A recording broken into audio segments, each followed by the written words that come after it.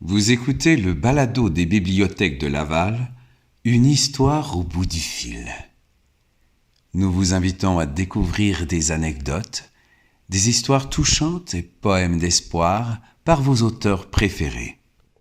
Plongez maintenant dans l'univers de Francine Ouellette. Dans le train vers Shefferville, l'auteur nous livre ses réflexions sur la vie des Autochtones. Le train pour Shefferville. Au quai de la base marine de Parent, mon conjoint et moi avions eu l'occasion d'embarquer dans une hydravion Otter DH-53, réputée pour ses décollages et atterrissages courts sur ski ou sur ses flotteurs. Cet appareil était l'avion de brousse par excellence. Et le vol de brousse au Québec, nous en rêvions tous les deux.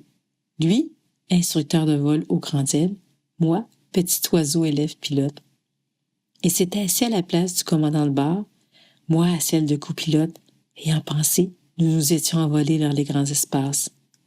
2 ans plus tard, ce rêve est devenu réalité et nous nous sommes retrouvés assis dans les mêmes sièges du même avion, cette fois-là à l'emploi de la compagnie Ergava à Shefferville.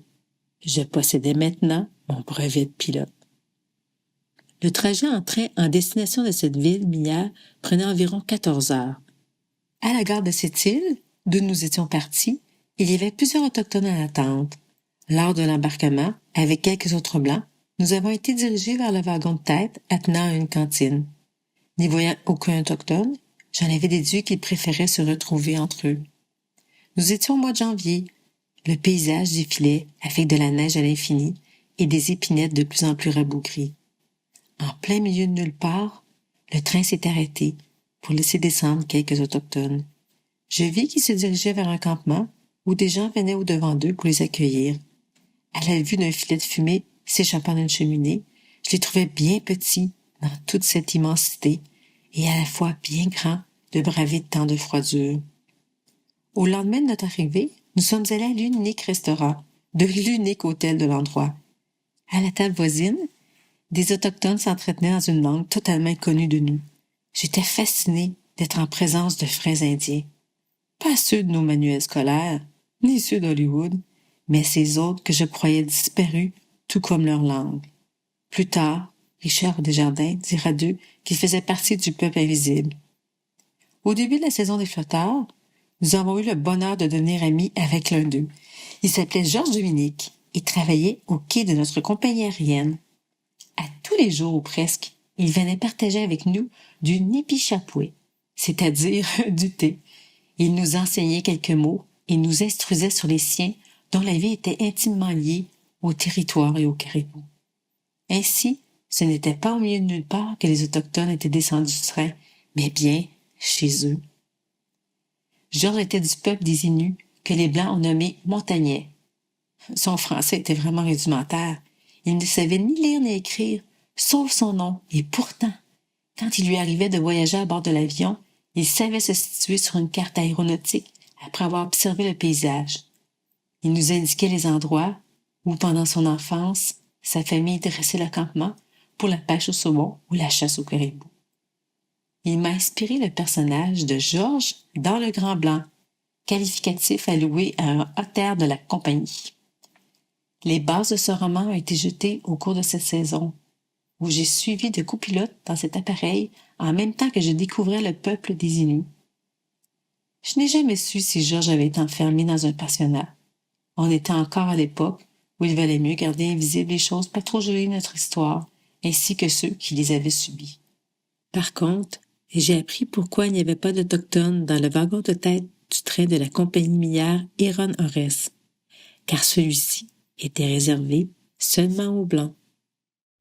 Plongez maintenant dans l'univers de Francine Ouellette.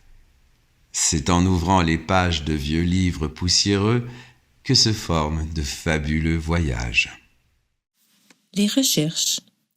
Il me semble que j'ai toujours voulu savoir comment c'était avant.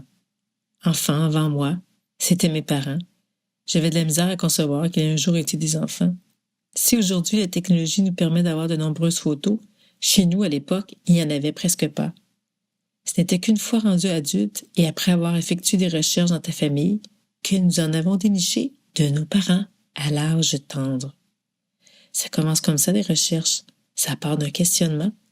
On sait quand on les commence, mais on ne sait pas trop quand est-ce qu'on va les finir, ni sur quoi l'on va tomber. Des fois, c'est vraiment chercher une aiguille dans une botte de foin. On épluche des tas de documents et l'on passe au travers de nombreux livres sans rien trouver. D'autres fois, c'est le contraire et l'on tombe par hasard sur une manne d'informations. Cela m'est arrivé alors qu'une chance incroyable m'a permis de sauver du déchiquetage des boîtes de vieux livres poussiéreux. En faire l'inventaire m'a demandé un temps fou. J'ai trouvé des rapports de l'archiviste en chef de Québec, des correspondances, des journaux, des actes juridiques et notariés, dont les contrats de vente des esclaves autochtones et africains, ainsi que les contrats des marchands de fourrure. La lecture de toute cette documentation a changé ma vision de l'histoire, particulièrement celle de la Nouvelle-France que l'on nommait également Canada. Comme me l'avait dit un jour un vieux maître draveur, le réseau des cours d'eau se substituait au réseau routier.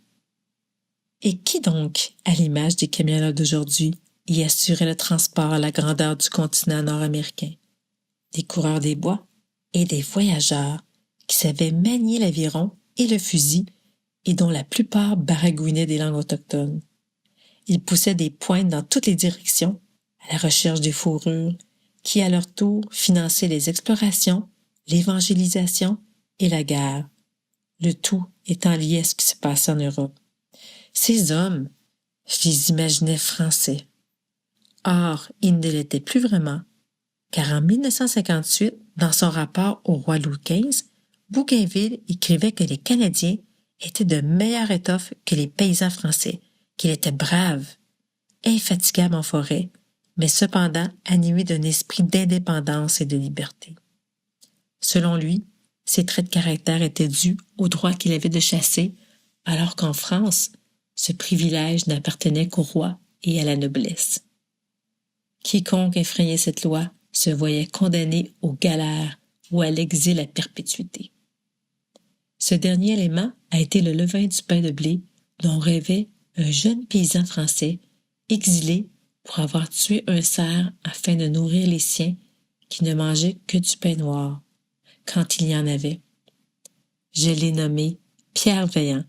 Il correspond à l'étranger dans le tome 2 de la saga Feu.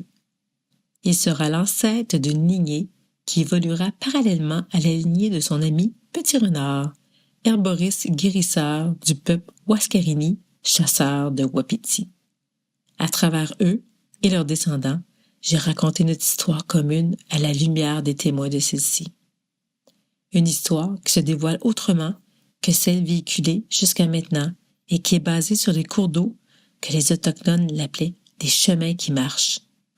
Au final, en incluant les recherches, j'ai consacré plus de 25 ans à l'écriture de cette saga qui se termine en 1906 avec Wabassi dans le contexte du harnachement des rivières pour alimenter les moulins à scie, les papetières et les centrales électriques. Un fabuleux voyage dans le temps où mon plus grand défi a été de rendre indépendante la lecture de chacun de ces tomes. Voilà en somme où m'ont mené de vieux livres poussiéreux. Ce balado est réalisé par les bibliothèques de Laval. Merci d'avoir passé ce moment avec nous.